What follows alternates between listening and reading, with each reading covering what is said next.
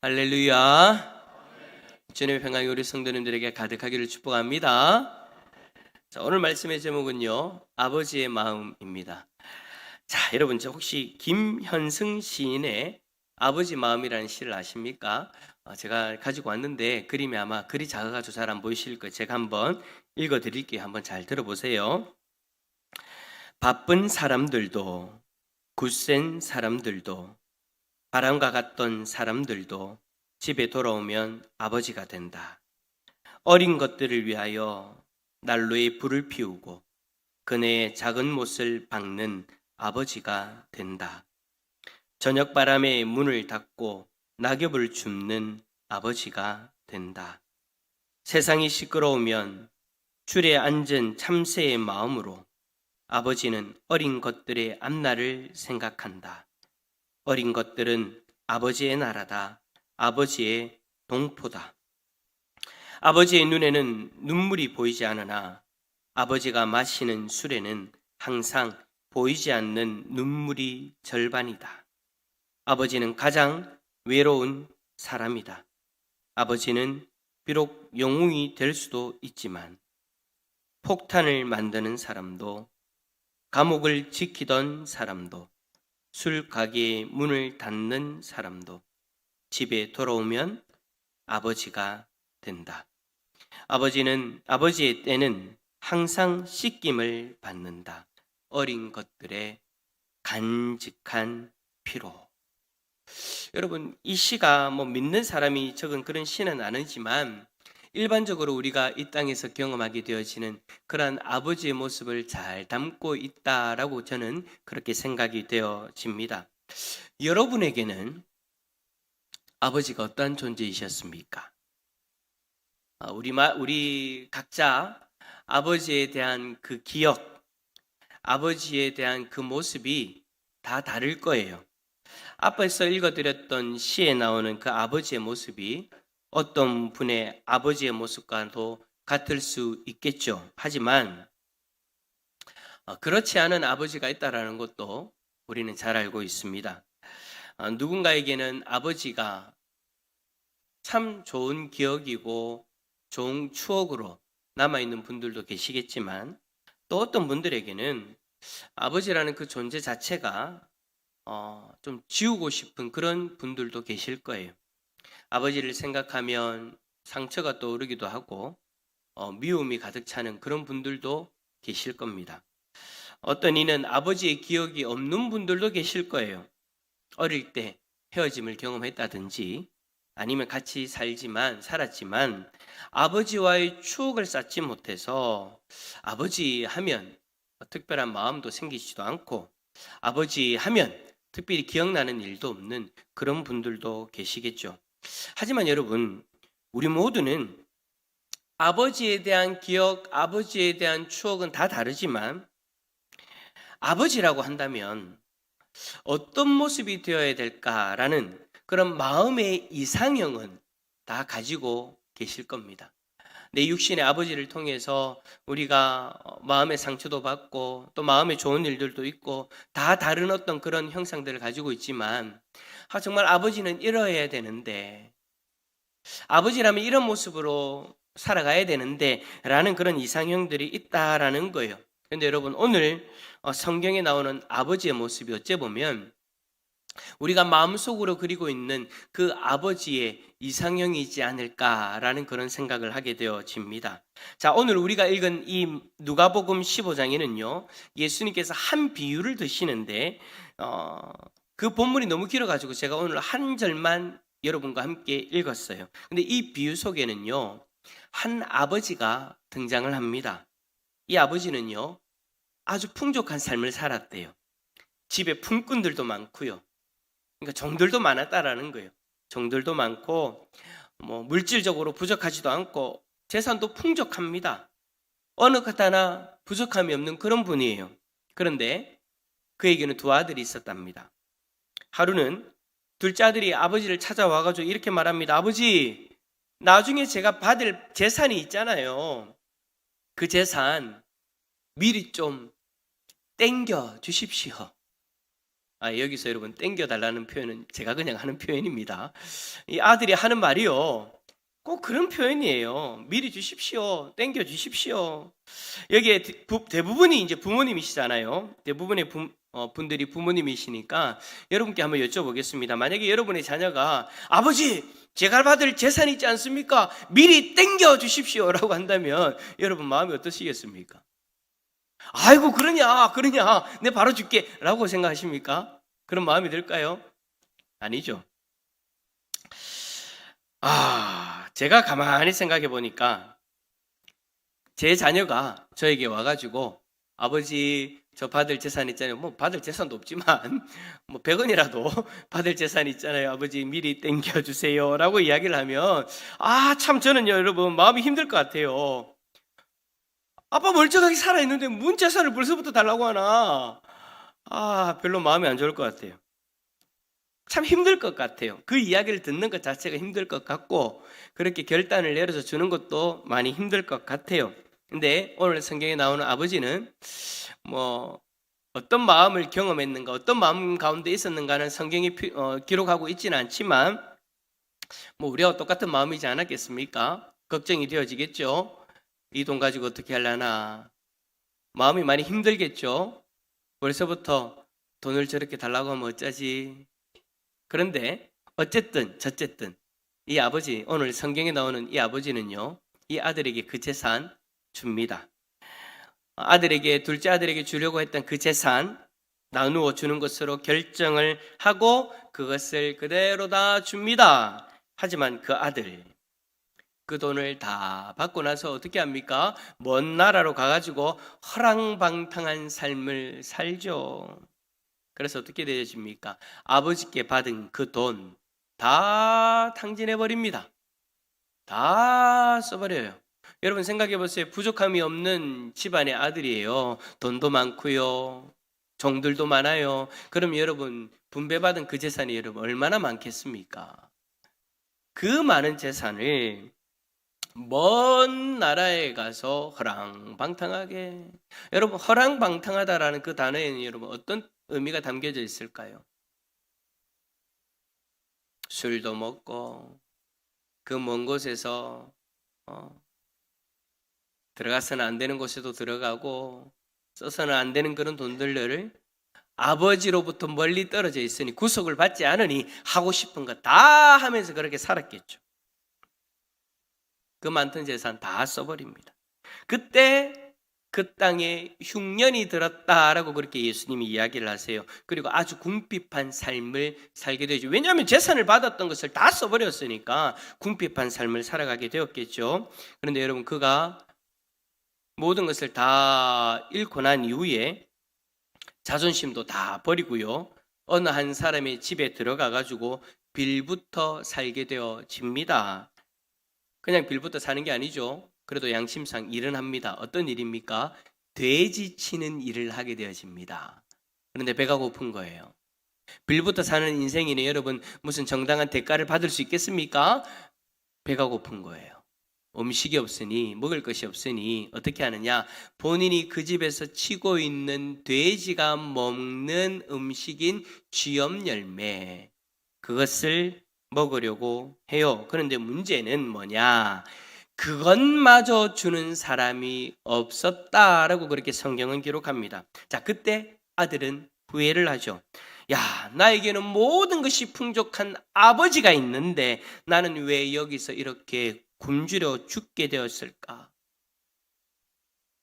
내가 왜 아버지에게 그렇게 재산을 다 달라고 했고, 내가 왜 그렇게 아버지에게 받은 재산을 이렇게 허랑방탕하게 다 썼을까라는 그런 후회하는 마음이 막 몰려오기 시작합니다. 그때에 이 아들은 마음의 결정을 합니다. 어떤 결정이요?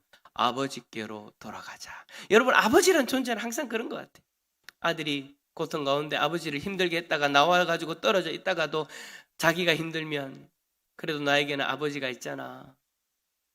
내가 이렇게 돌아가면 아버지 나를 받아주겠지. 아버지란 존재는 우리에게 그런 것 같아요. 그래서 아버지에게 돌아가기로 결정을 하죠. 그래도 양심의 가책은 있으니까. 양심은 있으니까 자신의 죄를 인정하고 아버지에게 가가지고 품꾼으로라도 살게 해주십시오라고 그렇게 아버지에게 이야기를 하려고 합니다. 그리고 나서 길을 나서죠. 그런데 이 아들이 집에 가고 있는데 저 먼 곳에서 한 사람이 서 있는 것이 보이는 거예요. 그 사람이 누구일까요? 그의 아버지죠. 왜 그 아버지가 그곳에 서 있습니까? 그 아버지는 아들을 기다렸거든요. 자기의 돈을 절반을 들고 나간 그 아들, 자신을 버리고 나간 그 아들, 집을 나간 그 아들이 언제쯤 돌아올까? 비록 자기의 마음을 아프게 하고 자기를 힘들게 하는 그 죄를 지었음에도 불구하고 그 아버지는요, 자기 아들이니까, 내 사랑하는 아들이니까 그 아들을 기다리고 있었던 거예요.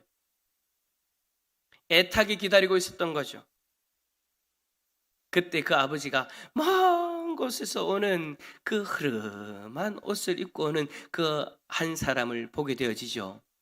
근데 여러분, 옷을 무엇을 입었든 머리가 어떻게 흥커려져 있든 어떤 모양이든 여러분, 아버지는 아들을 알아보게 되어져 있죠.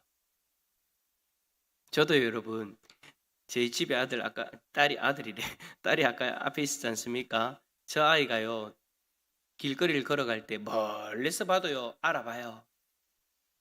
제 아이의 특이한 그 모습이 있거든요. 저 등판이 저를 닮았어요. 제가 어릴 때 깜짝 놀란 게 뭔지 압니까? 저희 집에 제 둘째 애가요, 오늘 입교한 애가요, TV를 보고 있는데 앉아가 TV를 보고 있는 그 뒷모습을 보고 깜짝 놀래. 엄마야, 저거 내 모습하고 똑같은데. 제 아내도 깜짝 놀래요. 저하고 똑같은 그 모습을 보고. 멀리서 걸어와도요, 아빠는요, 자기 아들을 알아봐요. 근데 애타게 기다리고 있는 상황이었잖아요. 애타게 그 아들을 기다리고 있는 상황 가운데에서 멀리서 허름한 옷을 입고 허름한 모습으로, 그 지쳐있는 모습으로 걸어올 때 그 아버지가 그 아들을 보고는 곧장 달려가서 그의 목을 안고 입을 맞춥니다. 여러분, 우리가 그리는 아버지의 이상형, 우리는 아버지가 이뤄야 된다라는 그 모습이 여러분 마치 이런 모습이지 않습니까? 내가 좀 잘못해도 언제나 기다려주는 아버지의 모습. 내가 잘못한 것이 있어도 나를 항상 기다려줄 수 있는 그 아버지의 모습이 여러분, 우리가 그림을 그리고 있는, 우리가 바라고 있는 그 아버지의 이상형의 모습이죠. 언제나 나를 기다려주는 아버지. 근데 그 아버지의 모습이요, 오늘 예수님의 이 비유에 등장을 하고 있는 거예요. 그뿐만이 아닙니다. 아버지는요, 그 아들의 죄에 대해서 아무런 책망을 하지 않습니다. 그가 가지고 간 돈 어디 썼냐? 네 뭐 그 돈을 어떻게 썼길래 지금 이런 꼬라지냐? 라고 그렇게 질책하지도 않아요. 그냥 콕 안아줍니다. 아들이 죄를 지었다고 이제부터 아들 하지 마라 그런 소리도 안 해요. 아들이 나를 종으로 받아주십시오라고 이야기를 해도 무슨 소리 하냐? 너는 내 아들이다라고 이야기를 해요. 오히려 제일 좋은 옷을 가져다가 입히고 손에 가락지를 끼우고 발에 신을 신겨줍니다. 그리고 살찐 송아지 잡아가지고 잔치를 열죠. 그리고 오늘 읽은 본문의 말씀을 이야기하는 거예요. 이 내 아들은 죽었다가 다시 살아나시며 내가 잃었다가 다시 얻었노라 하니 그들이 즐거워하더라. 이것이 여러분, 우리가 마음속으로만 그리는 아버지의 가장 이상적인 그런 모습이지 않습니까? 아들이 마음을 아프게 하더라도 기다려주는 아버지, 아들이 죄가 크더라도 다 용서해주고 품어주는 아버지, 아들이 부끄러운 죄인이더라도 사람들 앞에서 언제나 아들을 자랑스러워하며 드러내고 보여줄 수 있는 아버지. 여러분, 그러한 아버지가 우리의 아버지가 되어줬으면 좋겠다라는 그런 마음들이 있기 때문에 우리는 여러분, 아버지한테 혹시 혼나거나 아버지하고 싸울 때 그래도 아빠는 내 아빠잖아! 아빠가 내한테 어떻게 그럴 수 있어? 제가 지금 이렇게 이야기할 때 지금 흐뭇한 미소를 짓고 있는 분들은 아마 다들 그런 경험이 있다는 분들인데, 예. 아버지라면 그런 모습이 되었으면 좋겠다라는 거. 저도 저도 아버지지만 그러지 못한 모습 때문에 저는 솔직히 참 자녀들에게 미안하거든요. 그러면서 동시에 저는 또 누군가의 아들이기 때문에 저희 아버지가 그렇게 되기를 바라죠.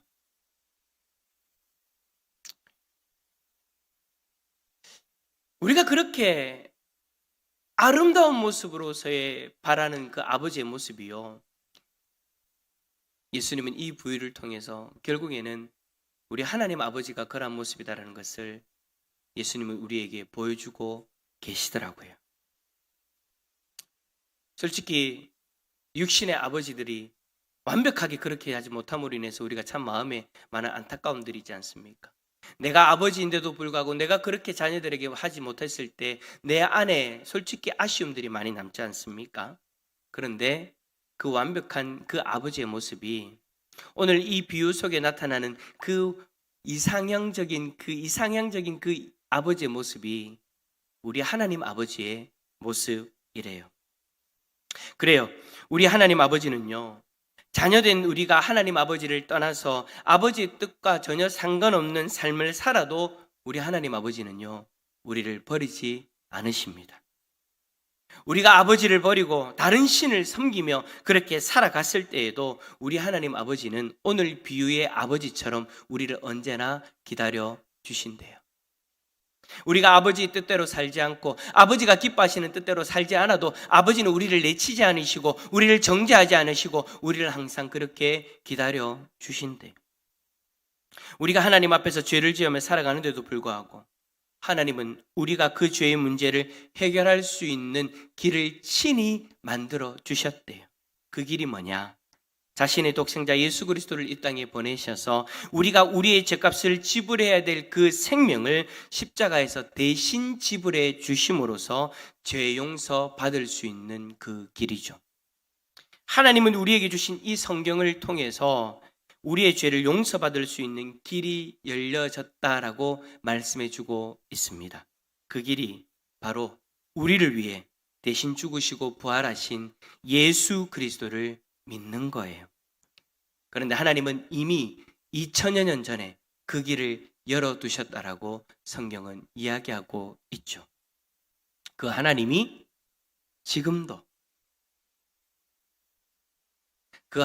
지금도 우리를 기다리고 계신대요.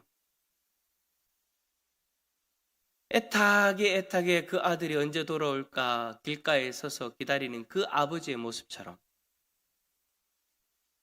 우리 하나님이 그렇게 여러분들을 기다리셨대요. 여러분들이 지금까지 방황하면서 힘들어할 때도요, 하나님은 여러분들을 지켜보고 계셨대요. 여러분들이 방황하면서 하나님을 버리고 저버리고 그렇게 살아갈 때도 하나님은 여러분들을 저버리지 않고 여러분들을 그렇게 기다리셨대요. 하나님의 뜻과 전혀 상관없는 그런 삶을 살 때에도 하나님은 여러분들을 그렇게 기다리셨대요. 마치 집 나간 둘째 아들이 돌아올 때 기다렸던 그 아버지의 모습처럼. 여러분, 아버지는요, 그 둘째 아들을 기다릴 때에, 그 길가에서 그렇게 애타게 기다릴 때에 이미 그 둘째 아들을 용서하는 마음으로 기다렸죠. 그래서 그 둘째 아들이 보일 때 책망을 한 것이 아니라 달려가서 그 둘째 아들을 목을 꼭 안고 입맞춤을 할 수 있었던 거예요. 이미 마음에 작정했다라는 거예요. 뭐 하기로요? 용서하기로. 그 마음이 우리 하나님 아버지의 마음이래요. 하나님은 지금도 자신의 자녀들이 돌아오기를 기다리고 계십니다. 아무리 큰 죄를 지었다 하더라도, 아무리 아버지를 배신하며 떠났다 할지라도, 아무리 그 뜻과 전혀 상관없는 삶을 산다 할지라도 우리 하나님 아버지는 그 마음으로 여러분들을 기다리고 계시는 거예요. 여러분을 용서하기로 작정하신 그 마음을 가지고. 이제 중요한 건 뭐예요? 아버지가 기다리고 계시는 것은 여러분 변하지 않아요. 아버지는 여전히 우리들 앞에서 기다리고 계세요. 중요한 것은 이 사실을 내가 믿음으로 받아들이고 하나님 아버지께로 돌아가면 되는 거죠. 어떻게요? 예수 그리스도를 믿음으로. 하나님 아버지께서 우리를 이미 용서하기로 작정하시고 우리의 죄의 문제를 해결함 받을 수 있도록 열어두신 그 길, 예수 그리스도를 믿음으로 영접함으로 우리는 그 하나님 아버지 앞에 돌아갈 수 있는 거예요. 어떤 이는 이렇게 이야기합니다. 나 같은 죄인이, 나같이 연약한 사람이, 나같이 못난 사람이 어떻게 하나님의 자녀가 되어질 수 있습니까? 그 생각은요, 죄송하지만 아버지의 마음을 참 오해하고 계시는 거예요. 여러분, 우리가 그렇잖아요. 우리가 아들이고 우리가 딸로서 이 땅 가운데 살아갈 때에도 아버지의 마음을 오해하고, 아버지의 마음은 그러한 것이 아닌데 우리가 아버지의 마음을 오해하고 아버지를 대할 때가 많잖아요. 여러분, 그 모습이요, 마치 하나님 앞에 서 있는 우리들의 모습이기도 하더라는 것이죠.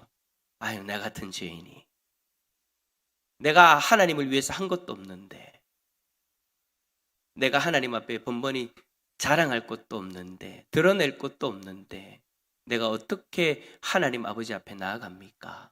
근데 여러분, 그거 따라서 합시다. 오해입니다. 오해입니다.